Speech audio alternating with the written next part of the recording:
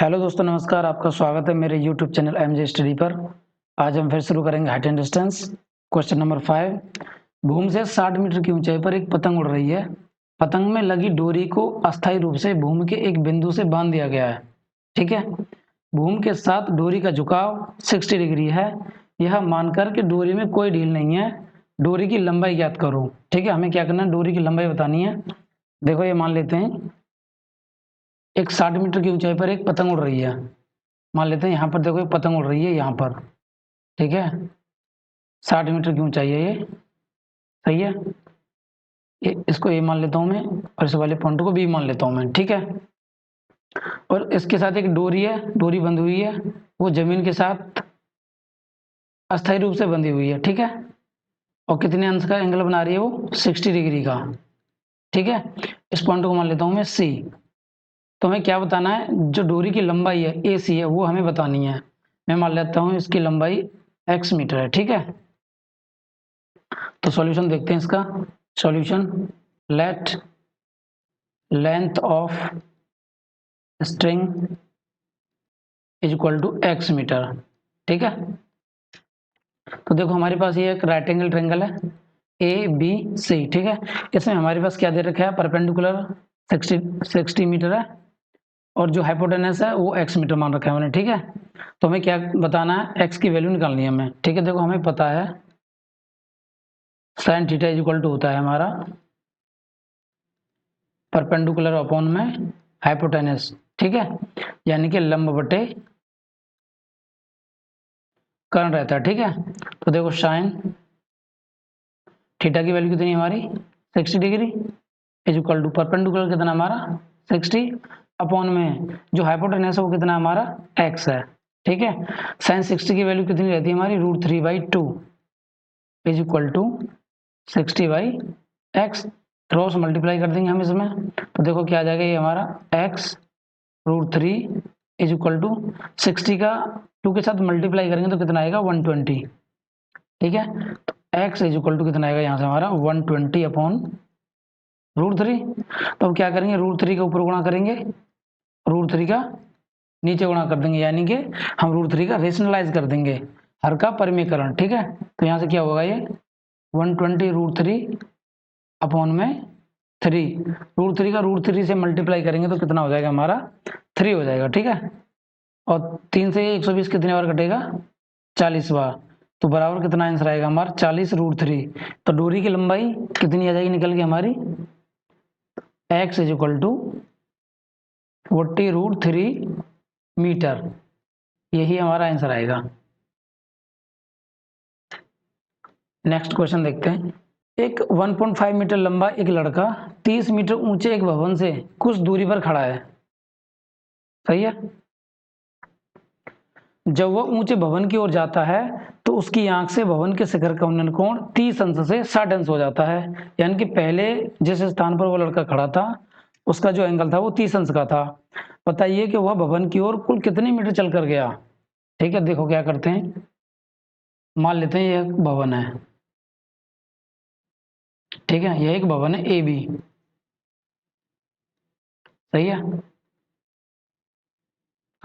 यहां से कुछ दूरी पर इस भवन से माना कि इधर है कोई सी पॉइंट है, यहाँ पर एक लड़का खड़ा है जिसकी लंबाई है 1.5 मीटर। ठीक है, यहाँ से जब वो देखता है तो उसका जो उन्नयन कोण है भवन के शिखर का वो कितना रहता है, 30 डिग्री। जब वो लड़का इस पॉइंट से चलकर यहाँ आ जाता है, ठीक है, जब लड़का पहले सी पॉइंट पे अब यहाँ आ जाता है, यानी कि कोई यहाँ पे कोई डी पॉइंट है, यहाँ आ गया वो। ठीक है, तो उसके शिखर का उन्नयन कोण कितना हो जाता है, फिर जो उन्नयन कोण है एंगल ऑफ एलिवेशन है वो कितना हो जाता है, 60 डिग्री। अब हमें बताना है कि वो लड़का मकान की तरफ, भवन की तरफ कितने मीटर चल कर गया। दे क्या रखा है उसने, जो भवन की ऊंचाई है वो दे रखा है उसने 30 मीटर। देखो इसकी ऊंचाई कितनी है, 30 मीटर, यहां से और यहां तक, यानी कि ए बी की जो लंबाई है वो कितनी है, 30 मीटर है। ठीक है, मैं इसको देखो ई मान लेता हूं, इस वाले पॉइंट को एफ मान लेता हूं, और इसको मान लेता हूं मैं जी। ठीक है, तो देखो अब हमारे पास यहाँ पे दो राइट एंगल ट्रायंगल बन जाएंगे, सही है। एक तो हमारे पास रहेगा ए जी और ई, ठीक है, और एक हमारे पास रहेगा ए जी और एफ, ठीक है।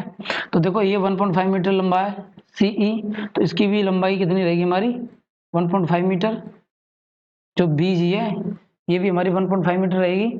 अगर हमें ए जी की दूरी निकालनी है, ए जी की डिस्टेंस निकालनी है, ये वाली ए जी जो है इसकी हमें डिस्टेंस निकालनी है, तो वो कितनी हो जाएगी हमारी 30 में से हम 1.5 माइनस कर देंगे तो कितना आएगा हमारा 28.5, यानी कि 28.5 मीटर कहाँ से कहाँ तक की दूरी रहेगी हमारी, ये रहेगी ए से जी तक की लंबाई। अब ये मान लेते हैं वो जो लड़का है वो भवन की तरफ x मीटर चल के गया है, यानी कि यहाँ पर था वो, यहाँ से यहाँ चल कर गया है, ठीक है, यानी कि x मीटर चल के गया है। और जो f और g है इसको क्या मान लेता हूँ मैं y मान लेता हूँ, ठीक है, क्या मान लेता हूँ मैं y मान लेता हूँ, y मीटर, सही है। तो यानी कि टोटल जो दूरी है यहाँ से यहाँ तक की b से c तक की कितनी हो जाएगी वो x प्लस के y। हमारा फिगर बन चुका है। तो सबसे पहले मैं क्या करूँगा, सॉल्यूशन लेट EF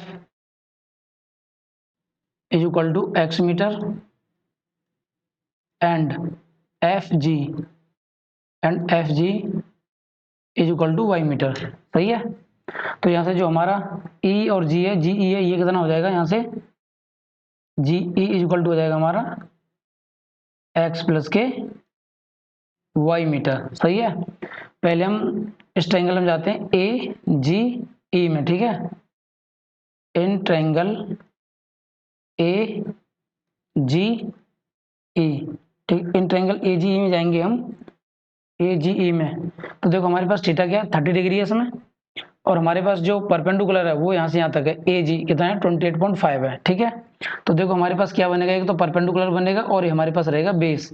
तो परपेंडिकुलर और बेस के साथ रिलेशन किस हमारे ट्रिग्नोमेट्रिक रेशियोज में रहता है हमारे पास, वो रहता है हमारा tan थीटा में।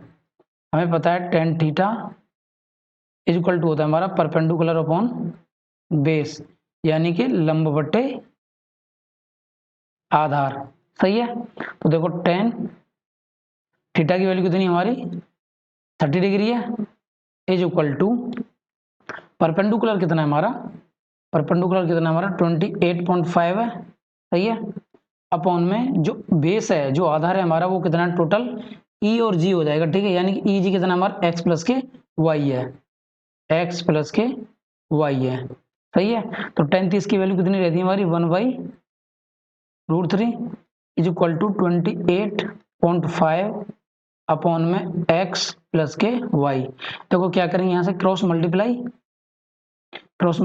तो x प्लस के y इज इक्वल टू क्या हो जाएगा यहाँ से हमारा 28.5√3, ठीक है, इसको मान लूंगा मैं equation first. Now in triangle, अब एक ट्रायंगल में तो हमने वैल्यू निकाल ली, अब दूसरे ट्रायंगल में चलते हैं यहाँ से हम। नाउ इन ट्रायंगल ए जी और एफ, ठीक है, ए जी एफ, इसमें जाएंगे, इसमें थीटा हमारा कितना है 60 डिग्री, सही है। तो हमें पता है यहां से क्या हो जाएगा tan 60 is equal to perpendicular कितना है हमारा 28.5 अपॉन में जो बेस है वो कितना हमारा y है, सही है, बेस कितना है हमारा y है, tan 60 is equal to 28.5 upon में y। देखो tan 60 की वैल्यू कितनी रहती है हमारी √3 इज इक्वल टू 28.5 अपॉन में y, इसके नीचे 1 मानूंगा मैं और क्रॉस मल्टीप्लाई कर दूंगा, y√3 इज इक्वल टू आएगा हमारा 28.5, सही है, y is equal to 28.5 upon में √3, ठीक है, ये इक्वेशन सेकंड है, ठीक है। हमारा इक्वेशन फर्स्ट क्या था, हमारा इक्वेशन फर्स्ट था x प्लस के y इज इक्वल टू 28.5√3, ये हमारा क्या था इक्वेशन फर्स्ट। अब क्या करेंगे हम, put the value of y in equation first, put the value of y in equation first, सही है, इक्वेशन फर्स्ट में y की वैल्यू रख देते हैं हम। देखो रखते हैं, तो देखो x प्लस के, y की वैल्यू क्या है हमारी 28.5 अपॉन में √3 इज इक्वल टू 28.5 √3। यहाँ से देखो x बराबर क्या हो जाएगा हमारा 28.5 √3 माइनस के 28.5 अपॉन में √3, सही है। तो देखो बराबर यहाँ से क्या है 28.5 कॉमन है यहाँ से, तो यहाँ क्या रह जाएगा √3 माइनस के 1 अपॉन में √3। तो देखो बराबर 28.5 √3 का √3 से मल्टीप्लाई करेंगे तो कितना होगा, ये 3 होगा, और 3 में से 1 जाएगा तो कितना बचेगा हमारा 2 बाई √3। तो यहाँ पर √3 का हम रेशनलाइज कर देंगे यहीं से, ठीक है। तो इंटू √3 अपॉन में √3, तो ये क्या होगा is equal to 28.5 into 2 into √3 upon में 3 का √3 से मल्टीप्लाई करेंगे तो क्या आएगा, ये हमारा 3 आएगा। 3 से ये देखो कितनी बार कटेगा 9.5 बार। 9.5 का 2 से मल्टीप्लाई करेंगे तो कितना होगा, ये 19.0 इंटू √3, यानी कि इक्वल टू इसको लिख सकते हैं 19√3, यानी कि जो x की वैल्यू है, जो x की वैल्यू है वो कितनी आई हमारी 19√3 मीटर। यही हमारा आंसर रह गए, यानी कि वह लड़का भवन की ओर 19√3 मीटर चलकर गया, सही है। यानी कि वह लड़का, देखो ये जो हमारा फिगर है, यानी कि वो ई वाले पॉइंट पर था, ई से वो एफ तक गया है, x मीटर चल के गया है वो, तो कितने मीटर चल के गया है वो 19√3 मीटर चल के गया है। यही हमारा आंसर होगा, ठीक है। देखो क्वेश्चन नंबर 7 है, भूमि के एक बिंदु से एक 20 मीटर ऊंचे भवन के शिखर पर लगी एक संचार मीनार के तल और शिखर के उन्नयन कोण क्रमशः 45 डिग्री और 60 डिग्री हैं, तो मीनार की ऊंचाई ज्ञात करो, सही है। देखो बहुत ही सिंपल है, भूमि के एक बिंदु से एक 20 मीटर ऊंचे भवन के शिखर पर लगी एक संचार मीनार है। देखो एक भवन बना लेते हैं पहले तो, देखो ये भवन है कोई, ठीक है, ए बी, सही है। इसके ऊपर एक मीनार लगी है, ठीक है। ये 20 मीटर ऊंचा भवन है, कितनी मीटर ऊंचा है, 20 मीटर ऊंचा, सही है। इसके ऊपर क्या लगी है, एक मीनार लगी है, क्या लगी है, एक मीनार लगी है, ठीक है। देखो मीनार बना लेता हूं मैं, इसके ऊपर एक मीनार लगी है, ठीक है, यानी कि जी कोई सी पॉइंट है, इसका जो चोटी का पॉइंट है वो सी पॉइंट है, ठीक है।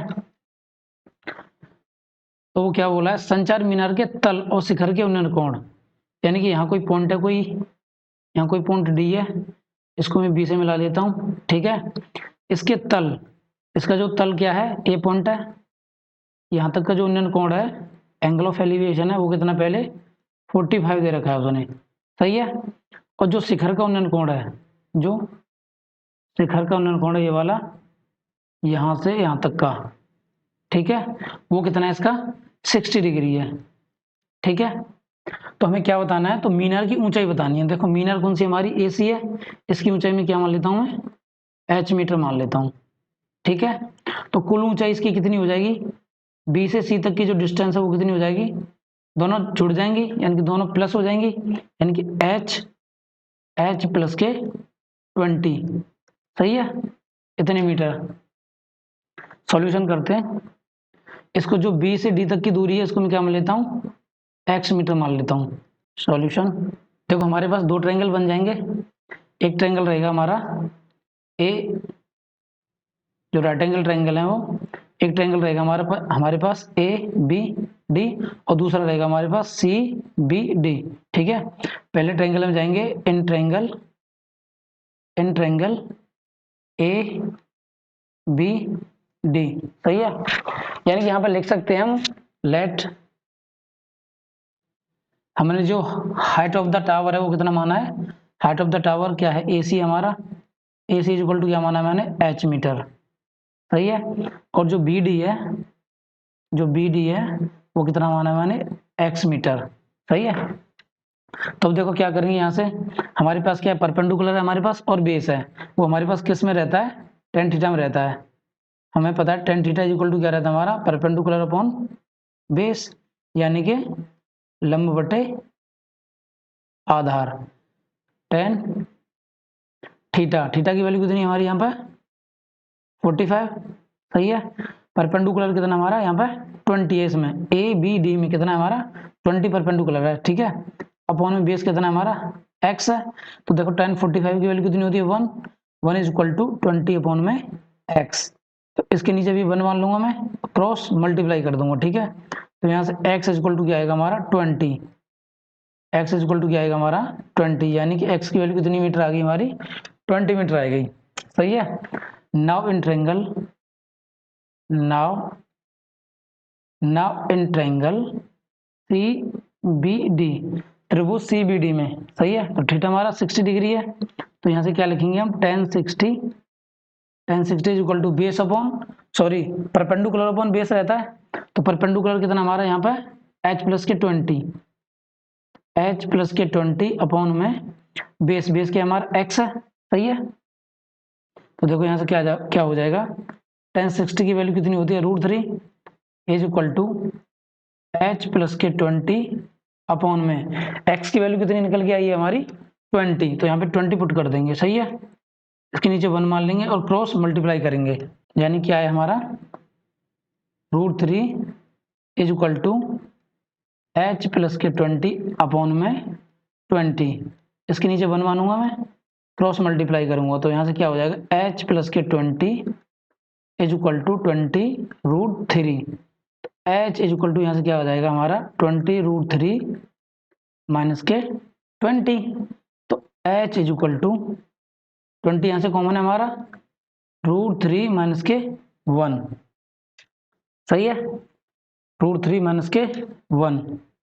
तो ये हमारी जो h है, जो हाइट ऑफ द टावर है, ये निकल के आ जाएगी, यानी कि height of tower is equal to 20 into √3 minus के 1, ये हमारा आंसर हो जाएगा। अगर हमें यहाँ से आगे करना है तो हम क्या करेंगे, देखो 20 तो ये है ही है, 20 इंटू √3 की वैल्यू कितनी होती है हमारी 1.732, ठीक है, माइनस के 1, सही है, इज इक्वल टू 20 इंटू ये कितना बचेगा यहाँ पर 0.732, ठीक है। इसका 20 का इसके साथ मल्टीप्लाई करूंगा मैं, यानी कि जो हाइट है, जो h है, वो कितनी आएगी हमारी 14.64 मीटर। इसको हम इतना भी लिख सकते हैं, ठीक है, ये भी हमारा आंसर आ जाएगा। 8वां क्वेश्चन देखते हैं। एक पेडेस्टल, बहुत ही इंपॉर्टेंट क्वेश्चन है। एक पेडेस्टल के शिखर पर एक 1.6 मीटर ऊंची मूर्ति लगी है। भूमि के एक बिंदु से मूर्ति के शिखर का उन्नयन कोण 60 डिग्री है और उसी बिंदु से पेडेस्टल के शिखर का उन्नयन कोण 45 डिग्री है। तो पेडेस्टल की ऊंचाई याद करो, ठीक है। देखो पहले एक पेडेस्टल बना लेता हूं मैं, ये कोई पेडेस्टल है ए बी, ठीक है। इसके ऊपर एक लगी है मूर्ति, क्या लगी है मूर्ति, ठीक है, क्या लगी है मूर्ति। देखो मूर्ति लगी है हमारी, ये कोई मूर्ति है, ठीक है, ए सी। जो मूर्ति की ऊंचाई है वो कितनी है 1.6 मीटर, सही है। भूमि के एक बिंदु से, भूमि का एक बिंदु यहाँ पर है, ठीक है, इसको मैं इससे मिला देता हूँ। भूमि का एक बिंदु यहाँ पर कोई डीप पॉइंट है, ठीक है। इसके शिखर का उन्नयन कोण, इसके शिखर का, मूर्ति के शिखर का उन्नयन कोण, ठीक है, कितना है 60 डिग्री है। और इसी बिंदु से पेडेस्टल के शिखर का, पेडेस्टल का शिखर कौन सा है हमारा पॉइंट ए है, यानी कि यहाँ से यहाँ तक का जो एंगल ऑफ एलिवेशन है वो कितना है हमारा 45, सही है। तो हमें बताना क्या है, वो पेडेस्टल की ऊंचाई जो ए बी है उसका मान बताना है मुझे, ठीक है। तो ए बी की ऊंचाई मान लेता हूं मैं h मीटर, सही है। तो ये जो टोटल ऊंचाई है हमारी जो बी सी है उसकी वैल्यू कितनी हो जाएगी हमारी 1.6, कितनी हो जाएगी 1.6 प्लस के h मीटर, ठीक है। और जो बी डी है उसको मान लेता हूं मैं x मीटर, ठीक है। तो देखो सॉल्यूशन देखते हैं इसका, हम सॉल्यूशन देखते हैं। सबसे पहले let height of the pedestal is equal to h metre, यानी कि AB is equal to h metre, सही है। और जो BD है इसको मान लेता हूं मैं x मीटर, सही है। तो देखो हमारे पास यहाँ पे दो रेक्टेंगल ट्रायंगल हैं, दो समकोण त्रिभुज हैं, एक तो ABD और दूसरा हमारे पास CBD, ठीक है। सबसे पहले हम ABD में जाते हैं, ठीक है। इन ट्रायंगल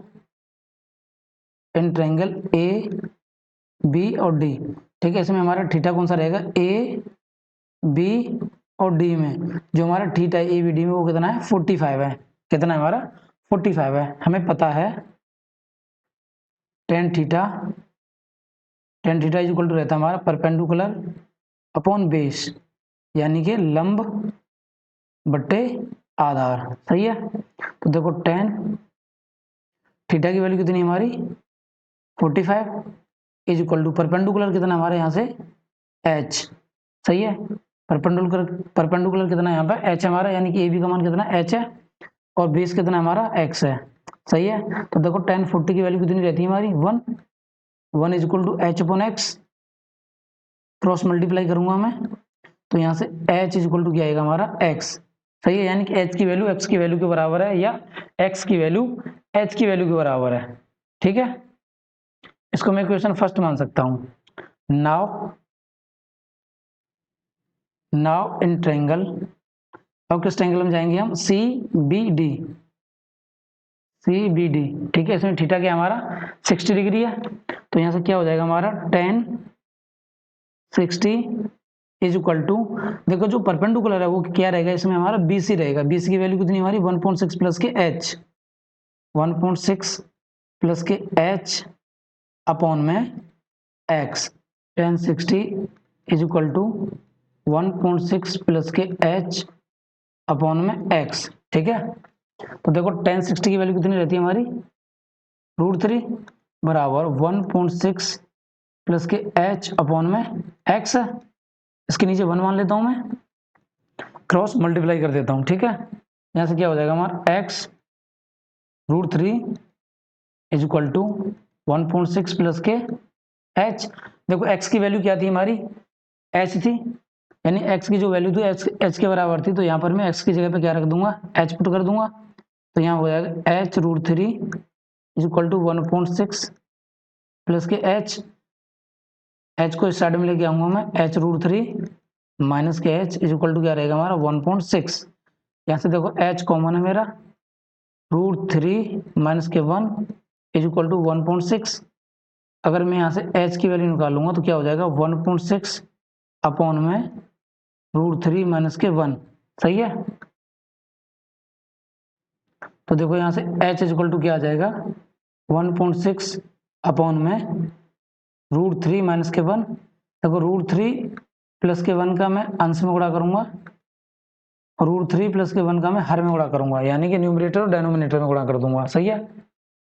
तो h इज इक्वल टू हमारा क्या आएगा 1.6 इंटू में √3 प्लस के 1 अपॉन में, देखो एक कोष्टक में a माइनस के बी और एक कोष्टक में a प्लस बी, यानी कि a स्क्वायर माइनस के बी स्क्वायर। √3 का स्क्वायर करूंगा तो 3 हो जाएगा और 1 का स्क्वायर करूंगा तो 1 हो जाएगा। तो देखो यहाँ से h इज इक्वल टू क्या आएगा 1.6 कोष्टक में √3 प्लस के 1 अपॉन में 2 से अगर मैं 1.6 को काटूंगा तो कितने बार कटेगा ये 0.8 बार, सही है। तो h इज इक्वल टू हमारा आएगा 0.8 कोष्टक में √3 प्लस के 1। यहां तक मैं इसका आंसर छोड़ सकता हूं इतने मीटर। अगर आगे करना है तो मैं क्या करूंगा, देखो h इज इक्वल टू, यहां पर भी मैं आंसर छोड़ सकता हूं। आगे करना है तो क्या करूंगा मैं √3 की वैल्यू पुट कर दूंगा इसमें और 0.8 का मल्टीप्लाई कर दूंगा, ठीक है। तो देखो ये क्या हो जाएगा 0.8 कोष्टक 1.732 प्लस के 1, सही है, इज इक्वल टू 0.8 इंटू में क्या हो जाएगा ये 2.732, ठीक है। इसका मल्टीप्लाई करूंगा तो देखो क्या हो जाएगा ये, देखो 8 दूनी 16, 8 3 24 और 1 25, 8 7 56 और 2 58, 8 दूनी 16 और 5 21, 2.1856, यानी कि जो h की वैल्यू है कितनी आ जाएगी हमारी यहाँ से 2.1856 मीटर, यानी कि height of the height of the जो पेडेस्टल है उसकी ऊंचाई कितनी होगी हमारी 2.1856 मीटर। दोस्तों अगर मेरी वीडियो आपको अच्छी लगी हो तो मेरे चैनल को जरूर सब्सक्राइब करना और लाइक करना बिल्कुल मत भूलना।